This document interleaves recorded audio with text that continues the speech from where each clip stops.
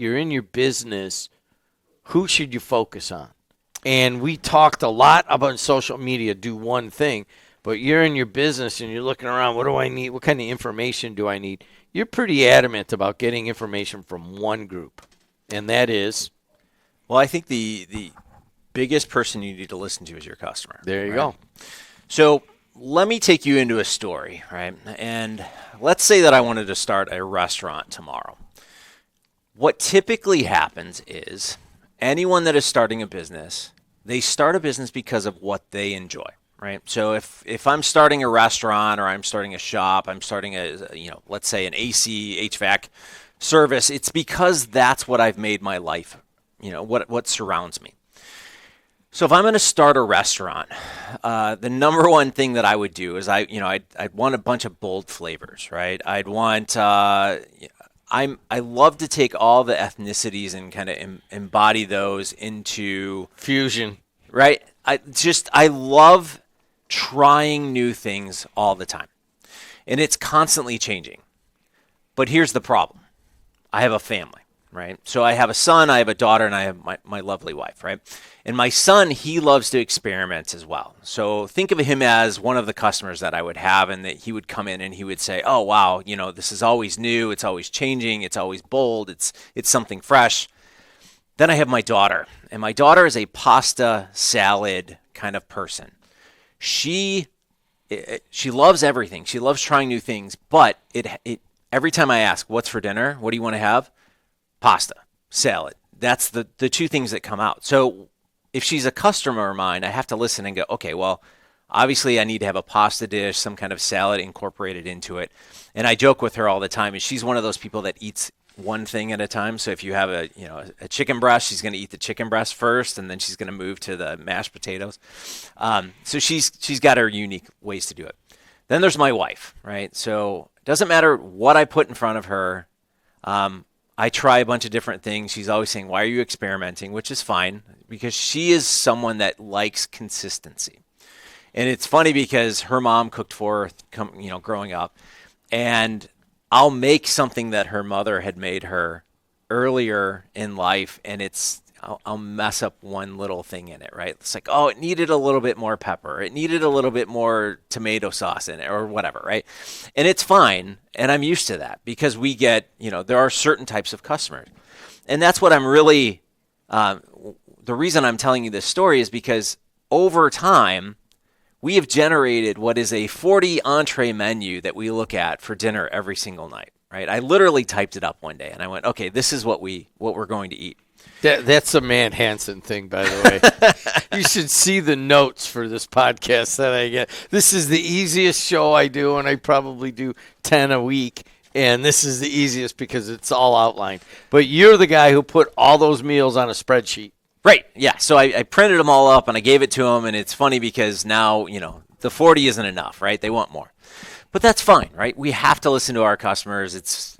And I kind of joke that my son has gone away to college, and my daughter and my wife are at home, and now we've got to kind of have this cafeteria effect where we're piecing stuff together. And but what I'm trying to say here is we start a business because that's what we enjoy, right? I start a restaurant because I love to cook. I love the bold flavors. I want to push that out to my customers. But in the end, what we have to do is we have to start to listen a little bit. We have to be open to change, right? So I give you notes for this, but we jump all over the place, and many times we're not looking at the notes anyway. But we need to understand that you have to start to listen to the customer because the customer is going to bring you something, and it's called opportunity, right? Opportunity for growth. So if I was just building this restaurant, I only listen to my son who wants the bold flavors, and we don't go to pasta, we don't go to salad, we don't go to, grandmother's home cooking. I've kept 33% of my customers happy. The 66% are going to disappear over time, right? So now I'm trying to find more people like my son. That is a problem, right? Because let's be honest, you don't want to generate new customers all the time. You want to keep the customers that you have, and then you want to get new customers just like them and so forth. So that really becomes the problem. So what I'm saying is today, what we really have to understand is listen to the customers and build with them Don't try to fight them. Does that make sense? Well, I think the beginning of what you're saying, with somebody newer to digital marketing, you've always kind of done things the way that you do them. And then all of a sudden you're in digital marketing and you can really find out what your customer wants pretty quickly. Right. And it has changed that game. Because one thing to say, all right, I'm customer focused, and you talk to a customer and that one customer tells you, hey, we want this but not that. That's good, but now you have a much larger sample size of what will work or what will not work for you now. Customer focus is number one, and in every course over here at the MBA, it was all talked about, but it was so confusing at times because it came from so many different angles. Right. And your angle is, you got to just basically listen. Yeah. Listen and ask, right? So if you talk about the university, the classes that I teach, when I sit down with these students, right now I've got a class of 64 that I'm dealing with. And really what, at the end of the semester, what I ask them is, how do I make this class better? Tell me what's wrong and tell me what's right. And that goes into kind of a professor evaluation, and that goes all the way up and whatever, and they can write in different things. And what I tell them is, I'm here for you, right? Like, I'm trying to educate you in marketing. And if I'm not doing it the right way, then we need to fix that. So if something's not working, if the class is too long, I'm not covering certain sections that lead to other things, and you need a better understanding, we really need to do that, right? So from a small business perspective, how many times have you just called a customer or just had a conversation with a customer to say, what's going right? What could I do better, right? And really, those are the conversations that really lead you where you need to be. When I sit down and I start talking with a new business that I'm going to work with on a consulting side, it's an interview process back and forth. And what I really want to understand from them is, are you as meticulous as I am in asking questions and how you're going to accomplish this? Or is this going to be, I'm going to get started and then I'm trying to get information from you? There's nothing worse, right? So I ask a million questions. They ask me a million questions. And only if we find a perfect fit do we become, partners essentially in working together. Because I don't want to work with those customers that are going to drain me of time and effort and not help me produce results for them. So from a listening perspective, just have a conversation. Customer walks in, stop them. Haven't seen you in a while. Love to have a conversation. Let's get a coffee, whatever it may be. Have you ever had an event where you just invite some of your best customers in and have those conversations and just say, what can we do better, right? Let's talk about the shop, right? Like, let's look at this place. What do you love about it? What do you hate about it? What can we do better? What are some of your suggestions? You bring friends and family in here. Like, what are some of the suggestions that would make this a better place for them, or to get them to know who we are better? And there are really kind of, from a elementary level of consumer behavior, there's really kind of three areas we need to look at. We have our basic needs, right? Hunger, thirst, warmth, shelter, those types of things, which, most of us probably aren't dealing in that realm. But then we get to the wants and the demands, right? So like wants, your family. Right. So my family, they're going to get fed. Even if I throw a bowl of Cheerios at them, they're going to get fed. There's plenty of food in the house, but it's not that they, if they're hungry enough, they'll eat whatever's there, right? They'll go in and eat a crouton if they have to. But that's not what we're talking about here. We're talking about the wants is where most of us find ourselves. And the wants are, I don't want to cook tonight, so I want to go to a restaurant, or I want to pick something up on the way home. All right, in my mind, what are the three places that I can throw at my family, and they're going to pick one, and I'll go and pick something up? That's what we talk about in wants, right? And we start to ask those questions. And you mentioned previous podcast about the amount of taco places that we have here in Hammond, and there's fabulous tacos, and they range from. As a matter of fact, if you do catch this on the YouTube channel, you can see one of them kind of down Right. the street right here. Right. Yeah. And then there's another one across the street. There's actually three within, hit a 3-wood from here. Right. So, but you have a wide range of tacos. You have street tacos, you have regular tacos, and then you have kind of the gourmet tacos, right?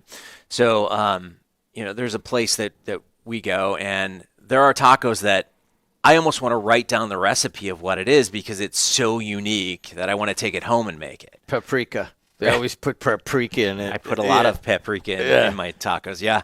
So, but that's what I mean. Like, we have to look at it from what are the wants of our customer and start to ask them those questions.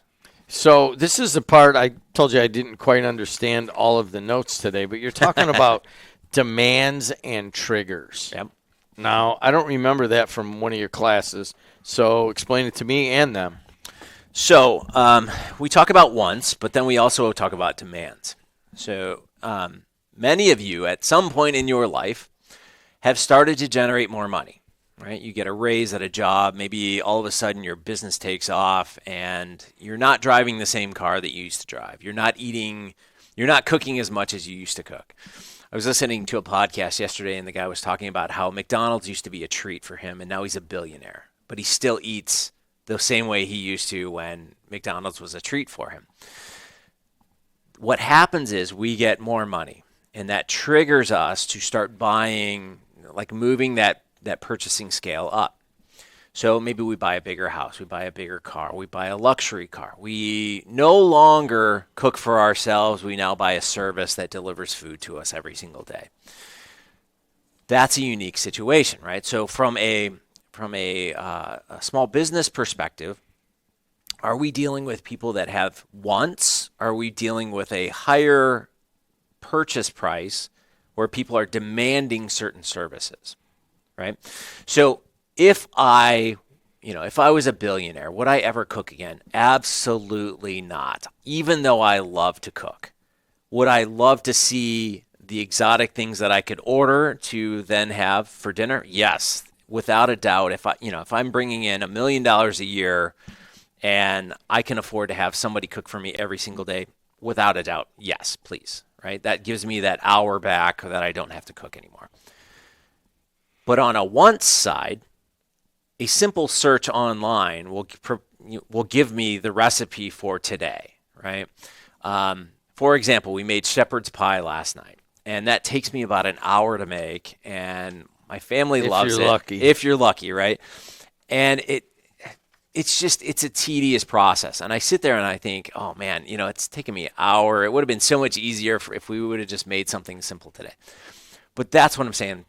Today I wanted to kind of talk about listening to your customers, but there are two areas to listen. What are their wants? And if you are dealing with a much higher income bracket, you're going to get a lot in that demand side. So those are specialty things. Now, I don't know, what's the show on Netflix with the beef place in Chicago? Help me. Oh, geez, I don't know. I don't do the reality ones. The wife watches rom-coms.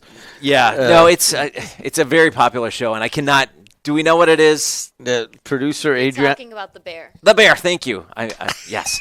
So we're talking about the bear, right? Wait a second. So that means that the producer Adriana Alvarez, who is doing her homework, which she actually was listening. There you go. So we have the bear, right? And in the bear, the cousin goes to work at I believe it was a Michelin restaurant, right? Like top tier restaurant. And their entire purpose was to provide high-end service at this restaurant, and no matter what it was, they would make it happen. So in one episode, spoiler alerts, I don't think I'm giving too much away, but in one episode, somebody was visiting Chicago, and they were crushed that they weren't going to get deep dish pizza.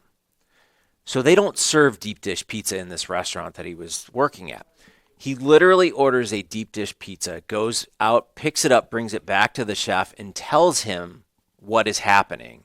And the chef figures out a way to make it up to their level, but it's still deep dish pizza. And he brings it out as a favor to this individual. Now, what do you think that customer is going to do after they leave Chicago, right? They are going to tell everyone, can you believe that this restaurant went above and beyond? And that's what we're talking about, the difference between basic wants, but then you have the demands as well. So how far are you willing to go for a customer? That would be a good jumping off point. By the way, since Adriana has opened up her mic, best deep dish pizza in Chicago. Oh, I couldn't even pick one, to be honest. They're all By tasty. far Lou Malnati's, by Yeah. far. And probably where they ordered that was from Gino's, which I always thought was a little bit overrated, but that's just a different factor.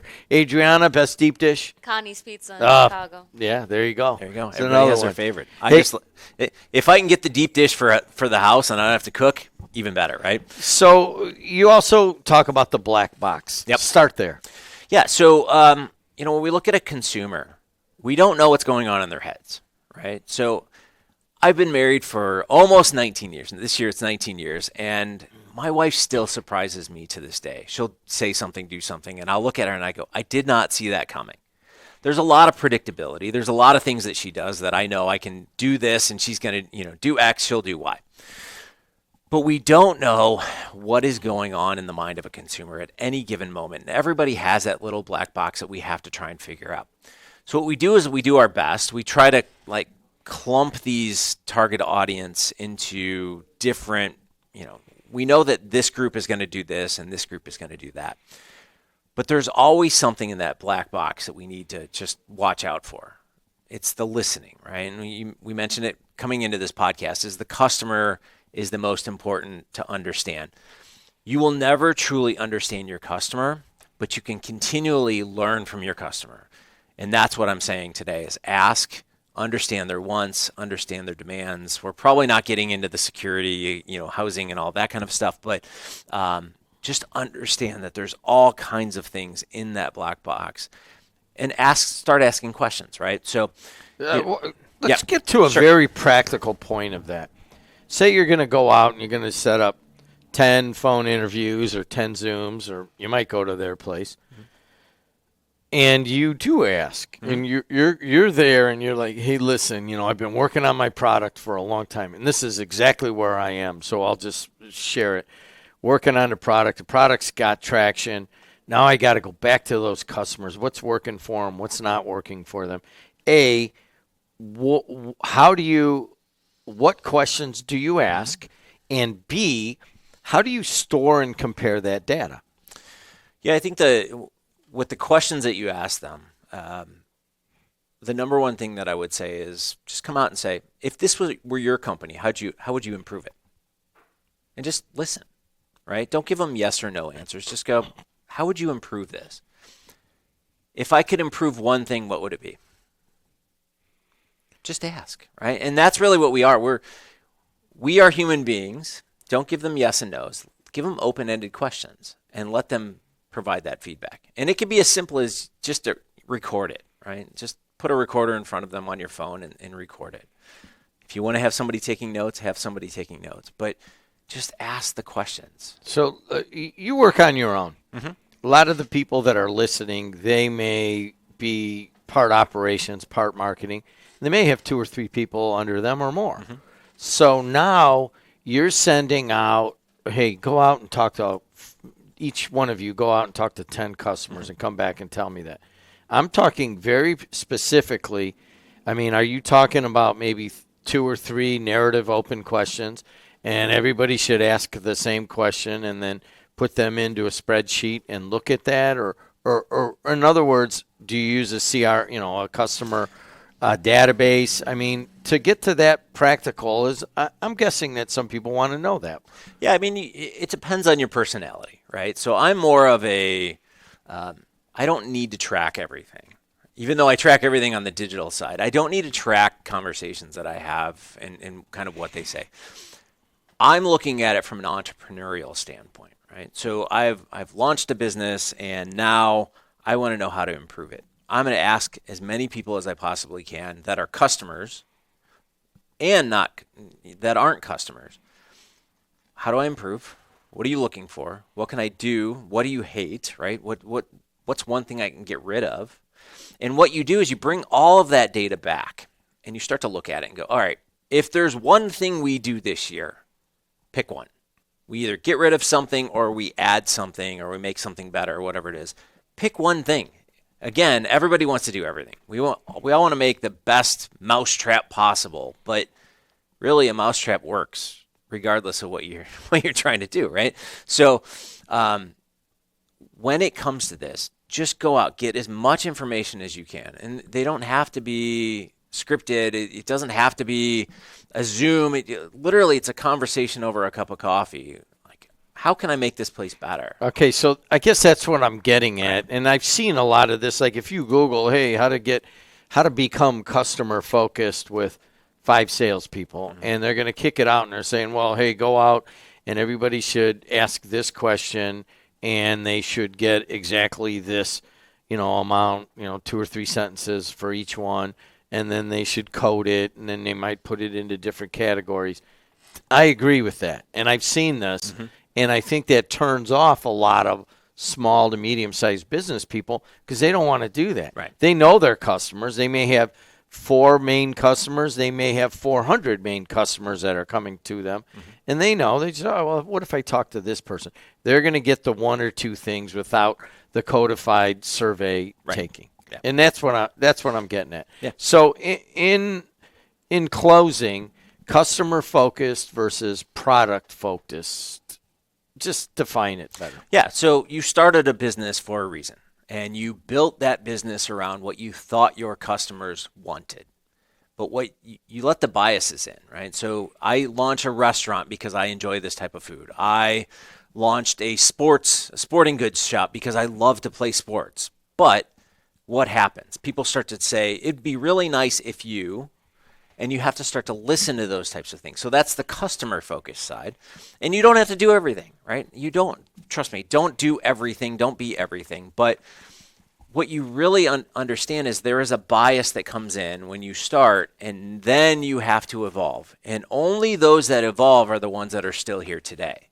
Because if you sit there, just like the restaurant in my family, right, that we started with, I would only have 33% of the customers still coming back. My daughter wants a pasta and a salad. I'm sure I can add a pasta dish and salad to whatever we are, to every entree. Now I've kept 66% of my customers coming back. Now, mind you, I'll never be able to compete with my mother-in-law's cooking, so I'm going to lose that one. So we'll just let that one go. You're going to lose the right? 9 people that grew up eating her food, right. And then that's it. Right. He's Matt Hansen. I'm Jim Diedlow. Jed, this has been recorded on February 6th of 2025 in the studios on the campus of Purdue Northwest in the Jed TV WJOB studios. Thank you for joining us. If you made it all the way through this podcast, we especially thank you. And tell your friends and like us on Apple, Spotify, and iHeart, from what I understand. Correct. I don't know how you got on there because I have tried to get on there before. It's probably magical. Really easy now. It is. It's really easy. Yeah. All right, man. Thanks a lot. Until next time, we'll see you later.